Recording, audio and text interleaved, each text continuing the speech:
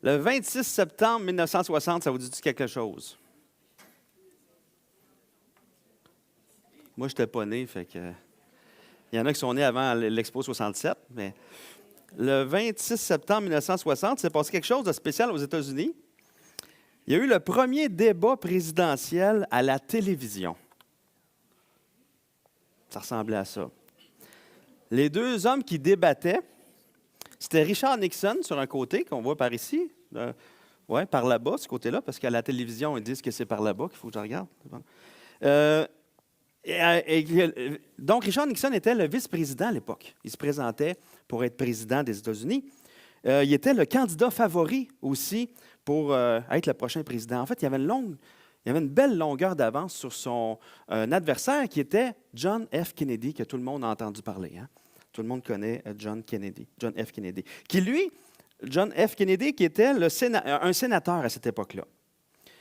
Avant que le débat télévisé se fasse, tous les sondages disaient que les intentions de vote des Américains s'en allaient directement vers Nixon. Hein. Nixon allait gagner les élections, c'était presque assuré, parce que bien que les deux y avaient les mêmes promesses, le même programme pour le pays, Nixon avait beaucoup plus d'expérience. Il était vice-président, puis les gens lui faisaient plus confiance à cause de son expérience. Mais pendant le débat télévisé, il y a eu 70 millions de téléspectateurs qui ont assisté à ça. Il y a d'autres aussi, parce que ça se passait à la télé, mais en même temps, c'était envoyé sur les ondes des radios. Donc, il y a beaucoup de gens aussi qui ont écouté à la radio, mais beaucoup moins que ceux à la télé. 70 millions de téléspectateurs. Après le débat, les personnes qui ont écouté le débat à la radio déclaraient hors de tout doute que c'était Nixon qui avait gagné le débat. Mais ceux qui avaient regardé le débat à la télé ont tous dit hors de tout doute que c'était, John F. Kennedy qui avait remporté le débat. Et finalement, à cause du débat télévisé, c'est Kennedy qui a remporté haut la main les élections. Mais qu'est-ce qui s'est passé? Pourquoi ceux à la radio n'ont pas changé leur intention de vote, tandis que ceux à la télé, complètement? C'est que John Kennedy, il avait été extrêmement bien préparé par des experts pour passer à la télé.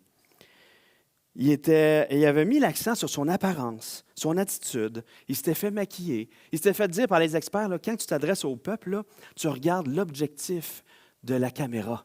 Comme ça, à la télé, ils vont voir que tu t'adresses directement à eux. Donc, il a travaillé tout ça. Tandis que Nixon, lui, il n'avait pas du tout pensé à consulter les experts là-dessus. Il avait passé la journée à l'hôpital parce il était fiévreux, il était malade. Quelques jours avant le débat, il s'était déboîté un genou. Puis quand il est rentré sur la scène de la télé, il s'était redéboîté le genou. Fait qu'il a marché, il boitait, puis à cause de la fièvre qu'il avait, il suait tout le long du débat. Et en plus, il n'avait pas eu le temps de se raser. Il ne s'était pas fait maquiller non plus. Fait que ça n'allait pas bien pour lui. Alors, pour les téléspectateurs, l'apparence de Kennedy, en comparaison à celle de Nixon, les a amenés à voter pour Kennedy. Tandis que ceux qui n'avaient pas du tout vu le débat, mais l'avaient seulement entendu, c'était juste fié aux mots, et eux ont voté pour Nixon. Et depuis ce temps-là, les campagnes électorales américaines, puis les nôtres aussi, sont basées beaucoup sur l'image qui est projetée. Donc, c'est juste un exemple qui nous démontre qu'on peut avoir tendance à se fier sur l'apparence. On peut vraiment être influencé par les apparences des gens. On peut même parfois avoir tendance à mettre de côté ou bien au contraire à favoriser des gens, certaines personnes, à cause de ce qu'ils ont de l'air, sans les connaître.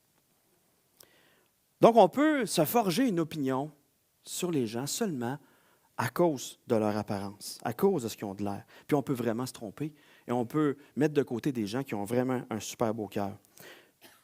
Mais Dieu ne regarde pas à l'apparence. Il regarde au cœur, contrairement à notre tendance naturelle à nous. Et c'est Dieu lui-même qui dit dans 1 Samuel 16, verset 7, « L'homme ne voit que ce qui frappe les yeux, mais l'Éternel regarde au cœur. Des fois, on voit des gens et on dit, c'est évident, et on tire des conclusions en fonction de notre perspective à nous, de notre compréhension des choses qui n'est pas toujours juste. Mais parce qu'on n'a pas une vision qui est complète.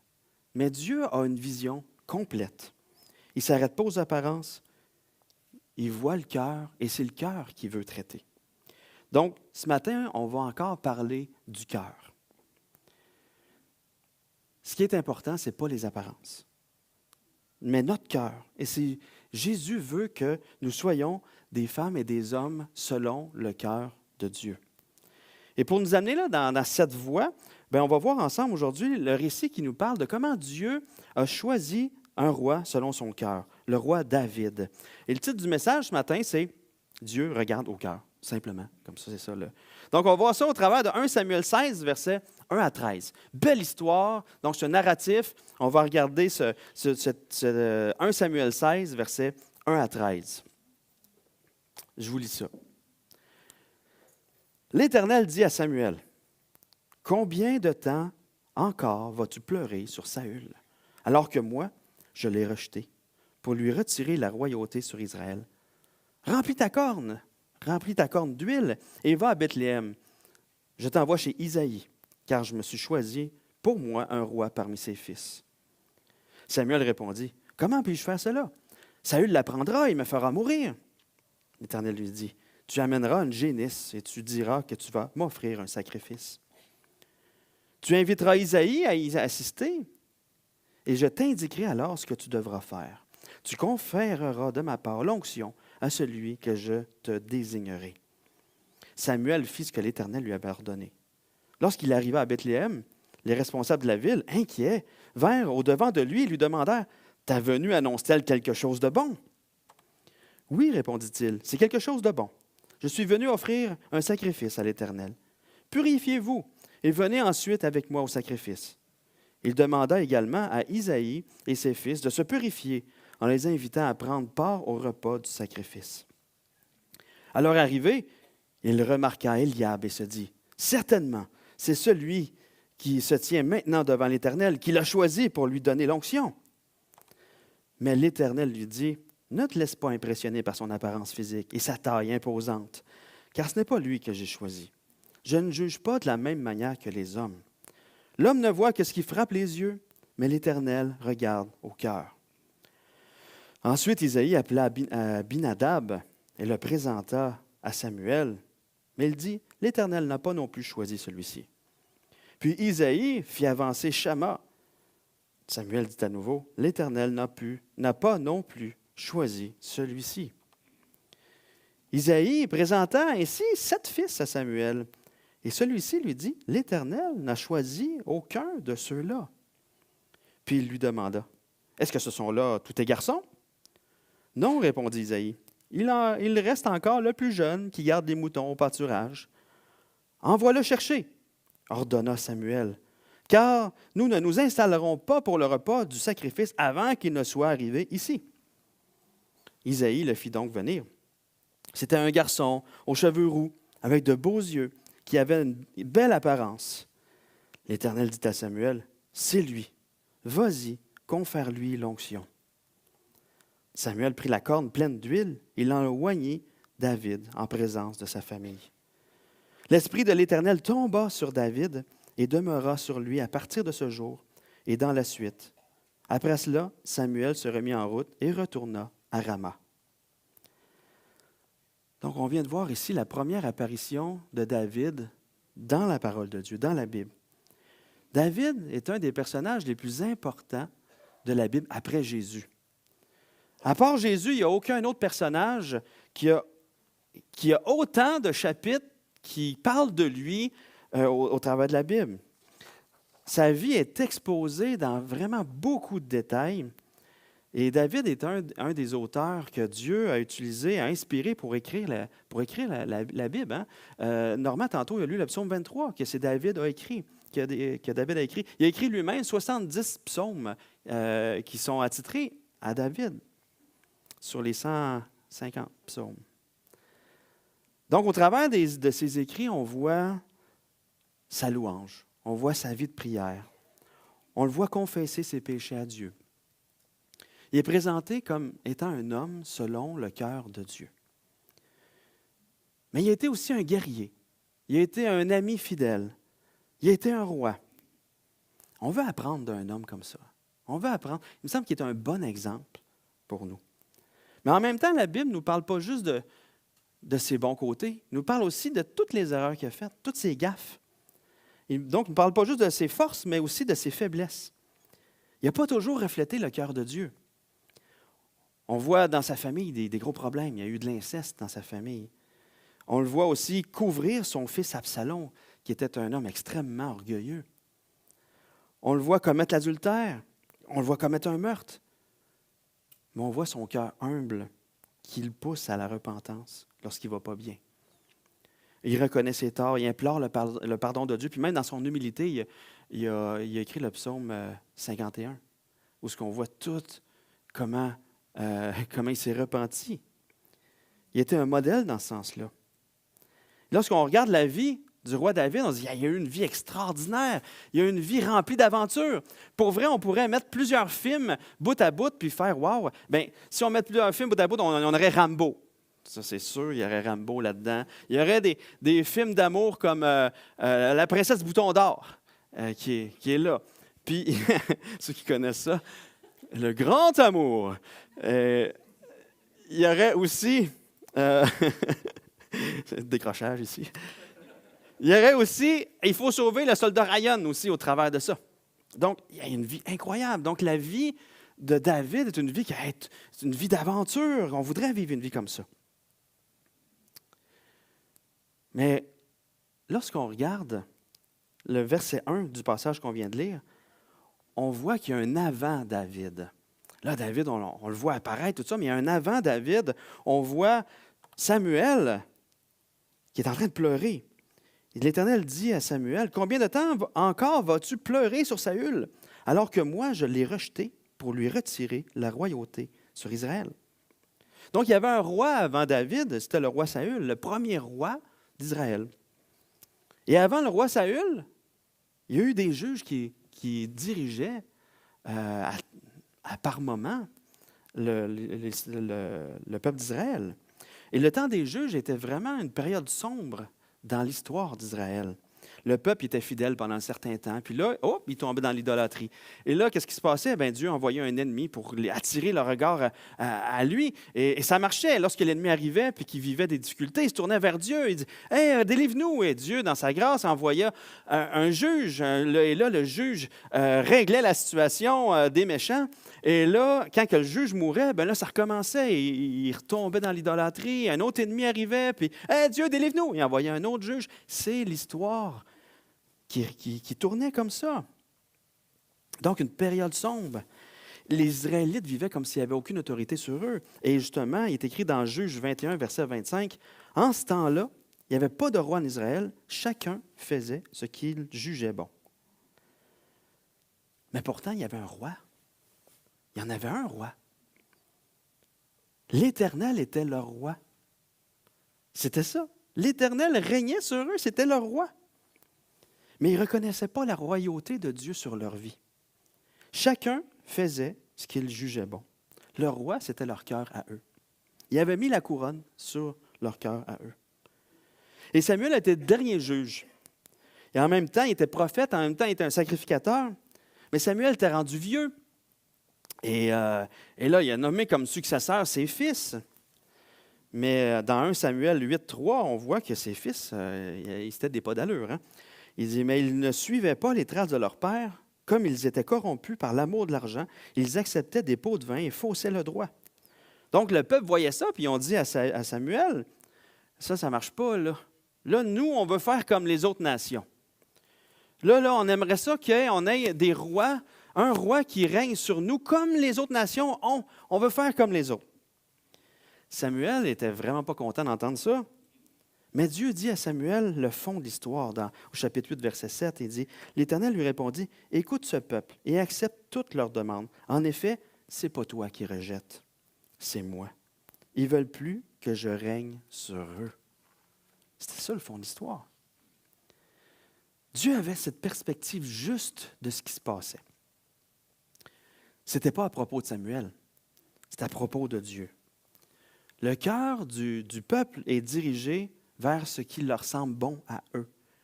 Ils n'ont aucun égard à Dieu et à la gloire de Dieu. Et c'est un peu ce qu'on vit dans notre société présentement.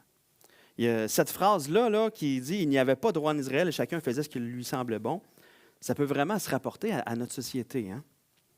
On pourrait dire « Chacun est son propre roi et il fait ce qui lui semble bon ».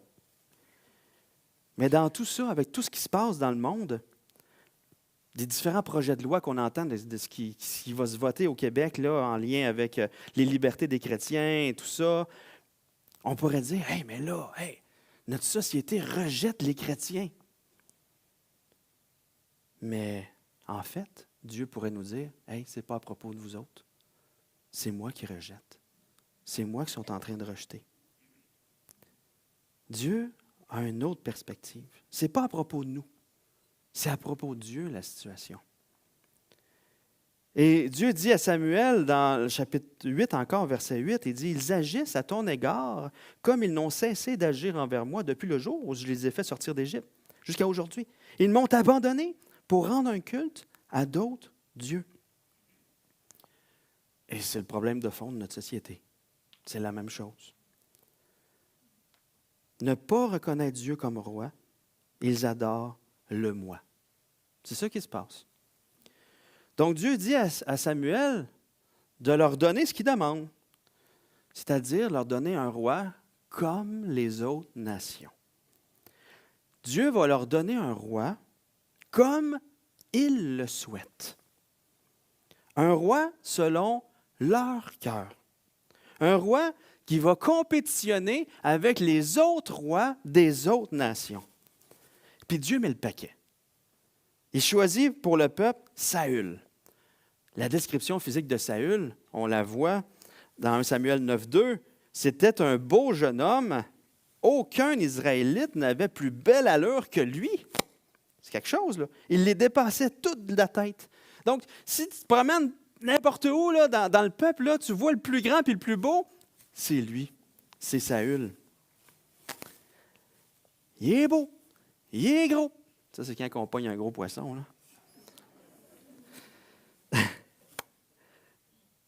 Il était le plus beau, il était le plus grand, mais son cœur n'était pas là.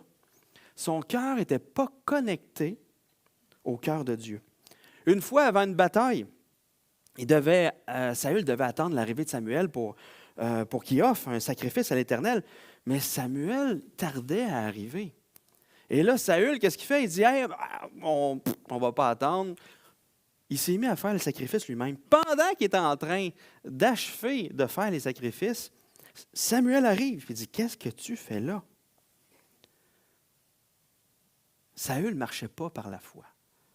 Saül prenait les choses en main lui-même. Il avait un cœur religieux et pas un cœur d'adorateur par rapport à Dieu. Donc, ce n'était pas à lui d'offrir le sacrifice. Il avait abaissé les standards de sainteté de Dieu. Il n'était pas consacré à ça. Ce n'était pas son rôle. Saül a continué comme ça. Il a fait toutes sortes d'erreurs. Il a fait des vœux bizarres. Il a lié par serment ses soldats en disant que hey, on ne va pas manger avant qu'ils ont fait telle affaire. Puis il a failli perdre son fils Jonathan à cause de ça, qui lui avait mangé du miel. Il n'était même pas au courant de tout ce qui se passait. Mais une fois, Dieu lui a demandé d'attaquer les Amalécites et de laisser rien vivant, même pas le bétail. Tout devait y passer. Mais Saül a décidé de laisser en vie le roi Agag, qui était le roi des Amalécites. Puis il a décidé aussi d'épargner le bon troupeau, les bons bétails et tout ce qui était bon. Il a décidé d'épargner ça pour l'offrir à l'Éternel. Mais Saül avait vraiment désobéi complètement à ce que Dieu lui avait demandé. Et Dieu a envoyé Samuel pour lui annoncer que Dieu le rejetait. Là, c'était terminé. Saül avait vraiment cette apparence de piété-là, mais son cœur était vraiment éloigné de Dieu. Il agissait en fonction de lui. Puis il agissait par la crainte des hommes. Il voulait que le peuple l'aime. Il a vraiment dit, il a épargné le bétail par crainte des hommes, pour plaire aux hommes. Et Samuel, c'est là qu'il lui dit la phrase célèbre dans le chapitre 15, versets 22 et 23. « Les holocaustes et les sacrifices font-ils autant plaisir à l'Éternel que l'obéissance à ses ordres? Non, car l'obéissance est préférable au sacrifice. La soumission vaut mieux que la graisse des béliers, car l'insoumission est aussi coupable que le péché de divination, et la désobéissance est aussi grave que le péché d'idolâtrie. Puisque tu as rejeté les ordres de l'Éternel, lui aussi te rejette et te retire la royauté. » Dieu regarde le cœur. Et Dieu ne regarde pas la religion. Un cœur qui obéit, un cœur qui est soumis à lui. Saül est dans les apparences, mais son cœur est complètement éloigné de Dieu. Et même dans ses paroles, à 3 reprises dans le chapitre 15, vous le lirez à la maison, à 3 reprises, il va dire, j'ai voulu offrir, il parle à Samuel, j'ai voulu offrir des sacrifices à l'Éternel, ton Dieu. À l'Éternel, ton Dieu. Et une 3e fois, à l'Éternel, ton Dieu. Ce n'était pas l'Éternel, son Dieu. Il n'était vraiment pas là. C'est incroyable. Donc, Dieu annonce par Samuel que Saül est rejeté. La royauté lui a été enlevée pour qu'elle soit donnée à quelqu'un de meilleur que lui. Ouch, ça doit faire mal, de se faire dire ça. Mais Samuel fait son travail. Et en plus, il termine le travail que Saül n'a pas fait. Il prend le roi Agag, puis il le met en pièces. Samuel, il ne va pas dans la dentelle. Hein? Il ne fait pas de compromis. Son cœur est en lien avec la volonté de Dieu. Mais même si le cœur de Samuel est en lien avec la volonté de Dieu, on le voit pleurer dans le verset 1 sur Saül. L'Éternel dit à Samuel, « Combien de temps encore vas-tu pleurer sur Saül, alors que moi, je l'ai rejeté pour lui retirer la royauté sur Israël? » Mais il est resté sur le trône encore. Hein? Il était encore là. Mais Dieu l'avait rejeté. Donc, même si Samuel est en lien avec le cœur de Dieu, on le voit que c'est difficile pour lui d'accepter cette réalité-là, que Saül est rejeté. Samuel vit un deuil. Il est vraiment en deuil. Il est accroché. Il est vraiment accroché au passé. Samuel doit vivre un sentiment d'échec. Là. C'est triste. Là. Dans une perspective purement humaine, c'est un échec qui s'est passé. Là. Puis dans une perspective purement humaine, c'est triste d'être dans cette situation-là. Hey, le peuple a demandé un roi, tu m'as demandé de leur donner, puis toi, tu as choisi Saül. Qu'est-ce qui se passe? On est tous perdus. Mais la perspective divine, alors ça peut paraître dur, ces versets-là, de dire que Dieu dit à Samuel, arrête de broyer. Tu sais. Mais Dieu, dans sa perspective à lui, Dieu voit que Samuel est en train de pleurer un roi qui n'est pas selon le cœur de Dieu. Samuel est en train de pleurer la fin d'une histoire. Des fois, on peut être dans cette situation-là. Il s'est passé quelque chose qui ne tourne pas selon notre goût, puis lorsque ça arrive, on est triste parce qu'on dirait qu'on assiste à la fin d'une histoire. La fin d'une histoire dans laquelle on s'est investi. Samuel s'est investi là, auprès de Saül. Ou bien il arrive un changement, puis on a l'impression que ce changement-là, il est négatif. Que là, tout ce qu'on est habitué de vivre, de faire, là, il y a un changement, puis on dit, bien là,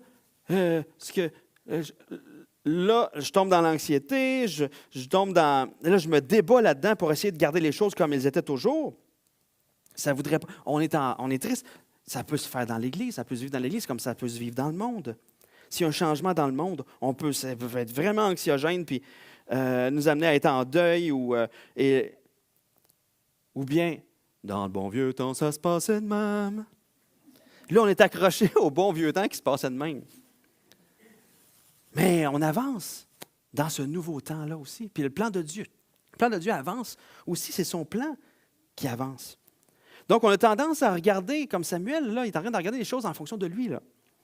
On a tendance à regarder ce qui est en fonction de nous, mais il nous manque la perspective de Dieu dans ce qui est en train de se passer. Dieu voit les choses différemment parce qu'il voit dans l'éternité. Des fois, on pense qu'on est à la fin d'une histoire. C'est ça qu'on peut avoir tendance à penser lorsqu'on vit un changement. Mais on est dans l'histoire de Dieu. On n'est pas dans notre histoire. Et l'histoire de Dieu n'a pas de fin. L'histoire de Dieu, elle est éternelle. Donc, quand il se passe un changement dans notre vie, qu'il se passe quelque chose dans le monde qu'on n'aime pas, on n'est pas à la fin de l'histoire. C'est l'histoire de Dieu qui agit, qui est là. On est dans son histoire à lui. Donc, Samuel pleure la fin de l'histoire avec Saül. Mais Dieu veut apporter l'idée suivante. Oui, c'est fini avec Saül. Mais l'histoire se continue. Et là, il dit au verset, dans la suite du verset 1, « Remplis ta corne d'huile et va à Bethléem. Je t'envoie chez Isaïe, car je ne suis choisi pour moi un roi parmi ses fils. » Là, peut-être dans vos versions, il y a Isaïe ou Jessé. C'est juste une prononciation différente en hébreu. Isaïe, c'est Ishai ou Jessé.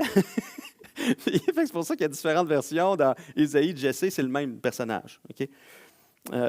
C'est juste la prononciation en hébreu selon ce qui se disait. Donc, les deux sont bons. Ce n'est pas parce que vous avez Jessé dans votre Bible que c'est une mauvaise Bible que vous avez.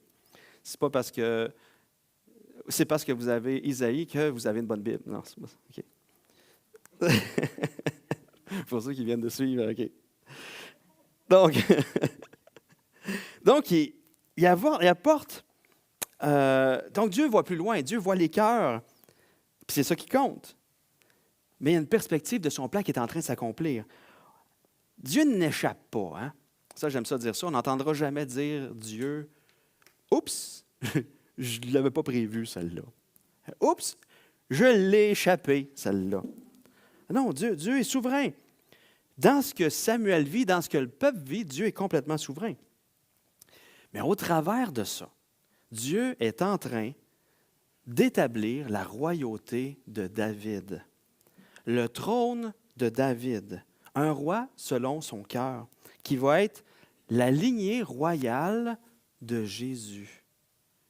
Si on vient en arrière, le peuple dit, on veut un roi. Donc Dieu dit, hey, ils me rejettent comme roi, je vais leur donner un roi selon leur cœur, ça ne marche pas.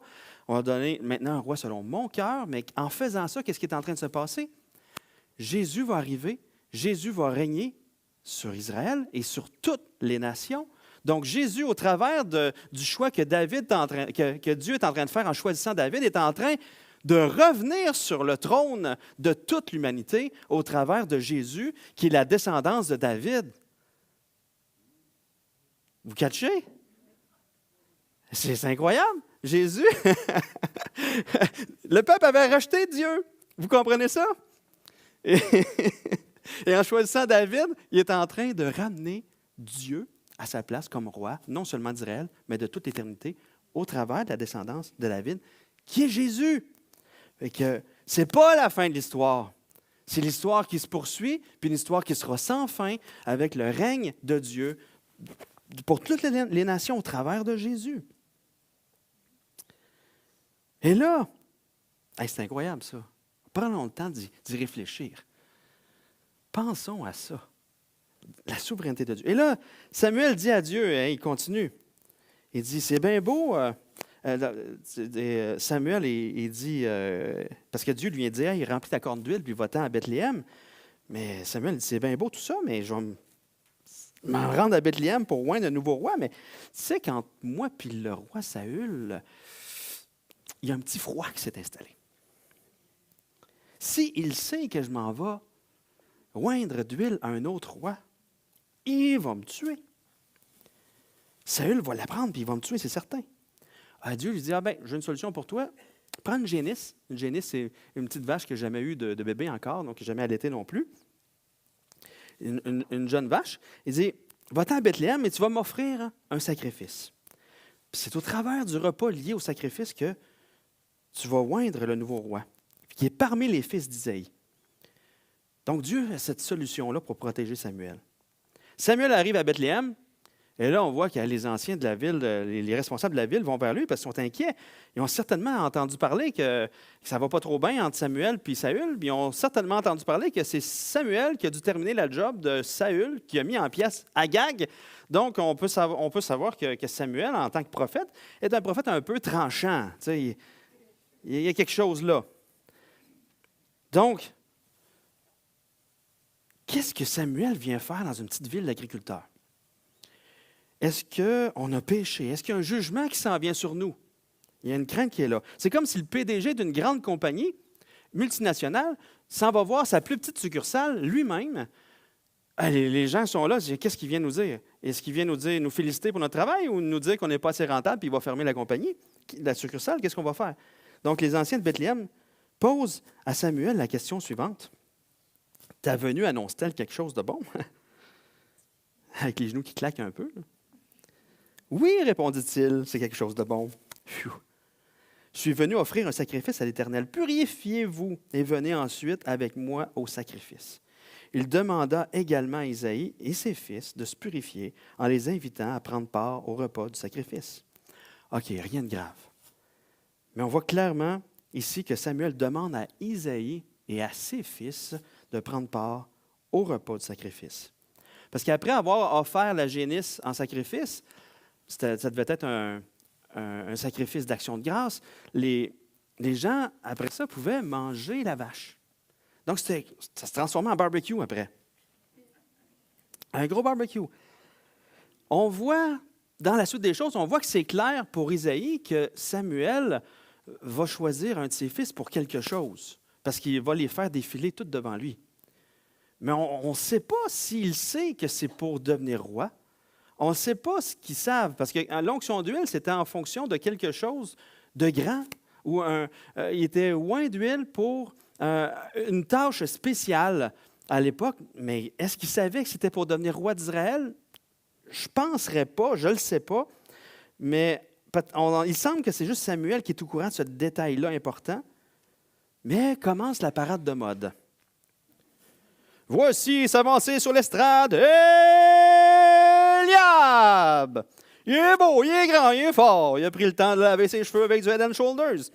Il a donc une chevelure saine et propre et sans pellicule. Il porte aujourd'hui les vêtements du célèbre couturier Isaac Cardin. Faites du bruit pour Eliab! What? Samuel tombe dans le panneau. Wow! C'est certainement lui que Dieu a choisi. Samuel n'a pas appris du premier roi. Hein? Vous savez, c'est quoi le comble de l'absurdité? Refaire toujours la même chose en espérant obtenir un résultat différent. Mais Dieu, donc ça c'est Eliab, hein? Certainement c'est celui qui se tient maintenant devant l'Éternel, qu'il a choisi pour lui donner l'onction. Mais Dieu dit, ne te laisse pas impressionner par son apparence physique et sa taille imposante, car ce n'est pas lui que j'ai choisi.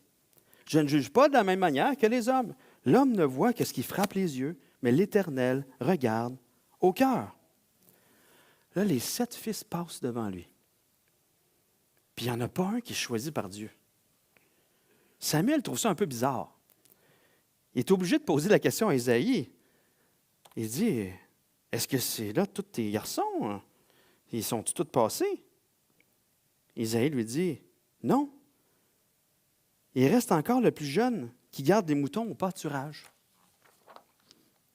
De la manière que c'est traduit en français, ça semble doux ce que Isaïe dit. Il reste encore le petit, là. Il est là, dans le pâturage. Tu sais. Mais les mots hébreux qu'il utilise, puis le fait que la réaction de Samuel qui doit ordonner à Isaïe d'aller chercher son fils, puis même de dire une menace, on ne mangera pas tant qu'il ne sera pas là, démontre que Isaïe a dû argumenter avec Samuel en disant, non, tu ne comprends pas. Là. Il est réellement sans intérêt pour toi. Là. Quand tu vas le voir, tu vas comprendre. Puis les mots hébreux, les mots qu'il a utilisés, c'est très dur. Là. On a laissé derrière le petit insignifiant sans importance. C'est ces mots-là qui sont utilisés qui peuvent vouloir dire ça. Puis dans le contexte, c'est probablement ça qu'il a dit. on a laissé derrière le petit insignifiant sans importance. OK. Puis là, Samuel, il dit, je t'ordonne d'aller le chercher, puis on ne mangera pas tant qu'il ne sera pas là. Hey, j'imagine tout le monde avec les fourchettes puis tout ça. Tu sais, plein d'hommes devant un barbecue, tu ne dis pas ça. Va le chercher. Fait que Isaïe, OK, je vais le faire venir. Donc, verset 12. Isaïe le fit donc venir. C'était un garçon aux cheveux roux, avec de beaux yeux, qui avait une belle apparence. L'Éternel dit à Samuel, c'est lui, vas-y, confère-lui l'onction. C'est un peu bizarre quand on lit ça, quand que Dieu vient dire, je ne regarde pas l'apparence. Mais là, il n'est pas en train de décrire un pichou, là. Il n'est pas en train de décrire... C'est loin de la description du bossu de Notre-Dame, là. On voit une description physique d'un très beau jeune homme. S'il est beau, c'est quoi le problème? C'est que dans notre culture à nous, on lit ça, puis c'est un beau petit gars. Hein? Les petites madames me diraient, hey, je vais te présenter ma fille. Tu sais? Mais à l'époque, cette description physique-là, c'était méprisable. C'est spécial, hein? C'est méprisable. Parce que pour avoir un rôle d'autorité, avoir cette description-là ne t'aidait pas du tout. Sur un champ de bataille, c'était méprisable aussi. Puis c'est exactement ce que Goliath a dit quand il l'a vu. Il voit le petit roux arriver avec ses beaux traits, avec ses... Il dit, voyons donc, il m'envoie un enfant. Tu sais? Fait que c'est méprisable. Dans leur langage de l'époque, cette description-là de David dit, il est bien trop cute. Bien trop délicat pour faire quoi que ce soit d'important. Il n'y aura jamais de crédibilité, ce jeune homme-là. Il est trop cute. Sur un champ de bataille, les guerriers vont arriver avec leurs armes et tout ça, puis ils vont le voir, ils vont le laisser tomber, ils vont faire « Oh, il est cute! » Fait que là, David va arriver chez eux, puis il va dire « Personne ne veut jamais se battre avec moi. » C'est un peu ça, là. Il est trop cute. Il a un physique sans intérêt pour être un leader. Puis en plus, selon les commentateurs, lorsque David a été oint par Samuel, il devait avoir entre 10 et 15 ans. Il était jeune, là. Il n'avait pas pantoute le physique de l'emploi, là. Il était juste un enfant trop cute. Mais c'est lui que l'Éternel avait choisi. Celui que personne n'aurait choisi. Celui que personne ne considérait. Et Samuel a pris la corne pleine d'huile et il a oigné David en présence de sa famille. L'Esprit de l'Éternel tomba sur David et demeura sur lui à partir de ce jour-là et dans la suite. Après cela, Samuel se remit en route et retourna à Rama. Dieu avait choisi David. Et c'est écrit que l'Esprit de l'Éternel tomba sur David. Il a demeuré sur lui, à partir de ce moment-là, jusque dans la suite. Donc, David était un homme selon le cœur de Dieu. C'est spécial, Saül aussi avait reçu l'Esprit de l'Éternel. Mais au cours de sa vie, il y a eu une apparence de piété. Il ne s'est pas laissé diriger par cet esprit-là. Il ne s'est pas laissé transformer par l'esprit qui était sur lui. C'est la différence entre David et Saül.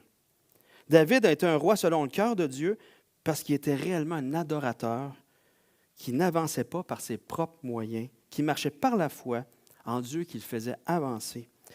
David, lorsqu'il a reçu l'onction, il avait entre 10 et 15 ans, il a accédé au trône seulement à l'âge de 40 ans.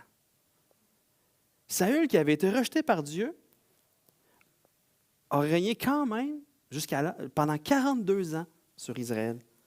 Donc le temps, lorsque Dieu l'a rejeté, Saül a continué à régner pendant proche 25-30 ans encore. Lorsque David a reçu l'onction, je ne sais pas à quel point il savait que c'était pour être roi, mais il est retourné paître les brebis. Il n'a pas revendiqué quoi que ce soit. Il est parti prendre soin du troupeau. Puis il y avait l'Esprit de Dieu sur lui. Mais Dieu préparait son cœur tranquillement pour devenir roi. Au travers du combat contre Goliath, Dieu préparait son cœur encore. Sa foi grandissait. Il a aussi démontré son attachement à Dieu. Il voulait défendre Dieu. Au travers de son service difficile devant Saül, quand il jouait de la harpe, que Saül avait un javelot proche de lui pour les garrocher. Il continuait de prendre soin de Saül. Dieu préparait son cœur. Au travers de la fuite de David devant Saül qui voulait lui enlever la vie, Dieu préparait son cœur aussi. David, il a été patient. Il a attendu que Dieu arrange les choses. Il était conscient que tout était à propos de Dieu et pas à propos de lui. Saül avait les apparences d'un homme pieux en faisant un culte à l'Éternel, mais sans le cœur. Donc, on ne doit pas glisser dans ce piège-là. D'un autre côté, on pourrait dire, oui, mais David était pieux, puis tout ça, je veux ressembler à David. Mais on peut tomber dans le même piège en glissant encore là dans les apparences. Je veux être comme David. Là où on doit se focusser, c'est de rechercher à se laisser transformer par le Saint-Esprit pour qu'on ait ces cœurs d'adorateurs-là qui nous poussent à servir, qui nous poussent à chanter, qui nous poussent à parler de Dieu aux autres. Sinon, on va vivre simplement une religion. On doit se laisser remplir par la vie de Jésus, puis que le Seigneur enlève les obstacles à sa vie en nous. Si mon attitude à la maison est différente de mon attitude à l'Église, je suis en train de vivre une religion. Je n'ai pas un cœur d'adorateur. Est-ce que j'ai besoin d'être parfait? Non, on a vu que David n'était pas parfait. Mais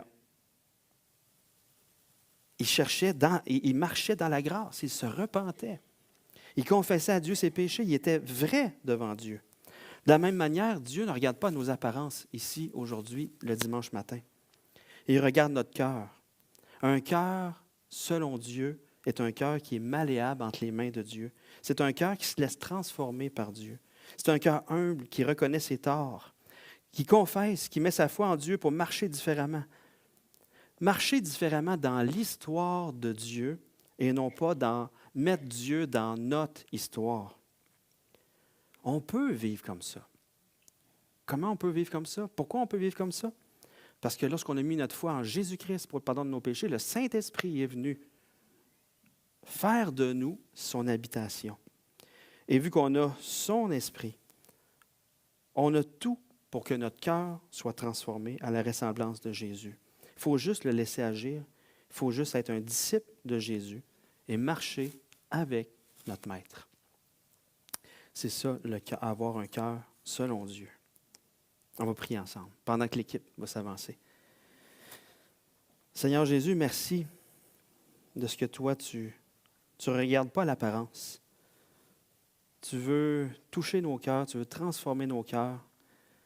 Seigneur, on veut être ces personnes-là qui se laissent transformer par toi. Seigneur, c'est au travers de ton action en nous qu'on va être l'Église. Et qu'on ne va pas juste jouer à l'Église. On va être l'Église qui brille pour toi. L'Église qui est ce témoin vivant, fidèle de ta personne, de ta venue sur terre et de ta présence parmi nous. Seigneur, amène-nous à grandir en toi. Seigneur, tu connais chacun de nous, chacun de nos cœurs. Tu sais exactement ce que tu veux opérer en nous. Seigneur, on veut te laisser la liberté de le faire. Amen.